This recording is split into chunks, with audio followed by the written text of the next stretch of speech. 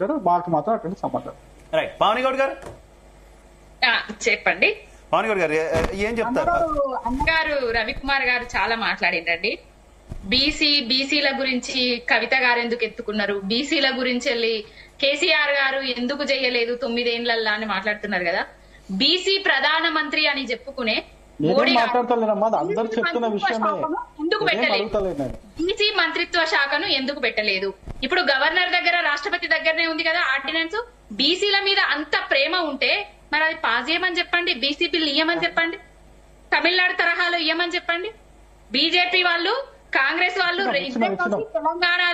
తెలంగాణలో తమిళనాడు తరహాల 56% రిజర్వేషన్ బీసీలకు ఇయ్యమని చెప్పండి. అన్నగారు ఇందాక మీరు మాట్లాడినప్పుడు నేను రాలేదు, నేను మాట్లాడిన తర్వాత మీరు కంటిన్యూ పావని గౌడ్ గారు. అలాగే కంక్లూడ్ కూడా చెప్పాలి, మనకు టైం తక్కువ ఉంది. నేను చెప్తున్నా, తెలంగాణలో యాస భాష మాండలికం ఒక ఆడబిడ్డను గౌరవించే విధంగా ఉంటది. ఆడబిడ్డలకు బయటికి పోతే కాళ్ళు మొక్కో లేకపోతే దండం పెట్టో బయటికి పోయేస్తా బిడ్డ అని నాన్న చెప్తాడు, బయటికి పోతాన అక్క అని తమ్ముడు చెప్తాడు, అన్న చెప్తాడు, ఇట్లుంటది.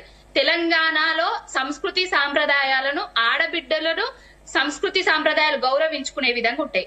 ఇప్పుడు తీన్మార్ మల్లయ్య అనేటాయనే అన్నదానికి వీళ్ళు కంచం పొత్త అని అడగచ్చు గాని ఒక ఆడబిడ్డను ఆమె పేరు తీసుకొని కల్వకుంట్ల కవిత రంగులు పులుముకుంటాంది బీసీ ఆర్డినెన్స్ రాగానే కంచం పొత్త మంచం పొత్త కవిత అని అడగొచ్చా? ఒక ఎమ్మెల్యే ఎమ్మెల్సీ ఇదివరకంటే ఆయనకి ఏ పదవి లేదు. పాప మా ఆనాడన్ను కేసీఆర్ గారు తెలంగాణ తీసుకొచ్చిన కేసీఆర్ గారిని బాతాల పోషెట్టి అని పెట్టిండు, కేటీఆర్ గారిని ట్విట్టర్ టిల్లు అని పెట్టిండు, డ్రామారావు అని పెట్టిండు. ఇప్పుడు కవితక్క గారిని ఒక ఆడబిడ్డను ఎవరినైనా ఇప్పుడు రేపు తైతక్క అని పెట్టిండు, ఇప్పుడేమో నీకు మంచం పొత్తా కంచం పొత్తా అని అంటున్నాడు. ఎవరు సమర్థిస్తారండి? సమర్థించేటోళ్ళందరూ సన్నాసులే నా దృష్టిలో. నేను ఒక ఆడబిడ్డగా చెప్తున్నా, ప్రతి ఒక్కరు సన్నాసులే. నేను కూడా పల్లెటూరులో పుట్టినా, నేను కూడా కార్పొరేట్ కంపెనీలలో జాబ్ చేసిన, నేను కూడా ఢిల్లీలో జాబ్ చేసి వచ్చినా. నాకు ఇక్కడ సంస్కృతి సాంప్రదాయాల గురించి బాగా తెలుసు. నేను పక్క రాష్ట్రానికి పోయి బతకడానికి పోయినప్పుడు కూడా నా సంస్కృతి సాంప్రదాయాలను చూసి ఇంత బాగుంటదా, మీ బతుకమ్మ ఇట్లుంటదా అట్లుంటదా అని మాటలు కూడా మేము విన్నాము. ఇప్పటికైనా కేసీఆర్ గారి మీద బీజేపీ వాళ్ళు అనుడు బంద్ చేసి 9 ఏళ్లల్లా కేసీఆర్ ఏం చేయలేదు అంటున్నారు కదా, 9 ఏళ్లల్లా బీజేపీ ఏం చేసిందో మీ గుండెల మీద చేసుకొని చెప్పి జానయ్య గారు మాట్లాడుతున్నారు. పాపం జానయ్య గారు యాదవ కులస్తుడు, పాపం జానయ్య గారు మాట్లాడుతున్నారు. నిన్ననే మా చేన్ దగ్గరికి వెళ్ళిన గొల్లకుర్మ సోదరులు గొర్రెలు పట్టుకొని మా చేన్లకు వచ్చిండ్రు. ఏందే అన్న మరి 2వ విడత గొర్రెల పంపిణీ అయిందా అంటే, బిడ్డ కాంగ్రెస్ వచ్చిన దగ్గర నుంచి వెళ్ళి గొర్రెలు లేవు, ఏం లేవు, షెర్లల్ల షేప పిల్లలు లేవు, మంత్రివర్గంలో కూడా యాదవ సోదరులకు సముచిత స్థానాన్ని ఓకే పావని గౌడ్ గారు, చరణ్ కౌశిక్ గారు కంక్లూడ్. పంచాయతీ తమ్ముళ్ళ పంచాయతీ కంక్లూజన్ లాస్ట్ కి ఏ బిడ్డనైనా రాజకీయాలకు ఆడబిడ్డలు రావడానికి భయపడతారు. ఎందుకంటే ఇలాంటి వ్యాఖ్యలు చేస్తున్నారు కాబట్టి పంపించడానికి కూడా భర్తలు పంపించలేకపోతున్నారు. ఇలాంటి రూమర్స్ క్రియేట్ చేసి పెడుతున్నారు కాబట్టి ఆడబిడ్డల గురించి మాట్లాడేటప్పుడు కొంచెం గౌరవంగా వాళ్ళకు అసలు వాళ్ళకు ఓకే పావని గౌడ్ గారు ప్లీజ్ కంక్లూడ్ టైం. నేను అందరి దగ్గర కంక్లూడ్ తీసుకోవాలి. యా చరణ్ కౌశిక్ గారు కంక్లూడ్. ఇక్కడ బీఆర్ఎస్ పార్టీ యాదవుల గురించి పెద్దగా మాట్లాడుతున్నారు. వాళ్ళు గొర్రెలలో పెద్ద ఎత్తున స్కామ్ చేస్తే ఏసీబీ విచారణ జరిగితే పెద్ద ఎత్తున అధికారులు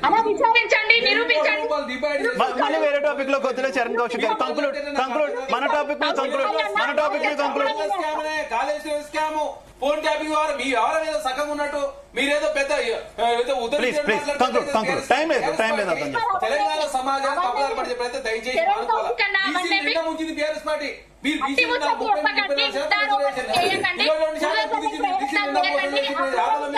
ఏదో ప్రయత్నం బీఆర్ఎస్ పార్టీ చేస్తాం, దయచేసి మానుకోవాలా.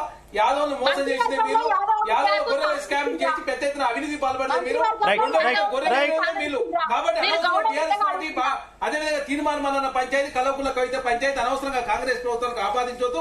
కాంగ్రెస్ పార్టీ చిత్తశుద్ధితో ముందుకు పోతోంది, 42% రిజర్వేషన్ ఇచ్చే ఏకైక లక్ష్యంతో ముందుకు పోతాడు. అనవసరంగా దీన్ని రాజకీయంగా డైవర్ట్ చేసే ప్రయత్నం మానుకోవాలి. జయరామ్ గారు మనకు టైం తక్కువ ఉంది, ప్లీజ్ కంక్లూడ్.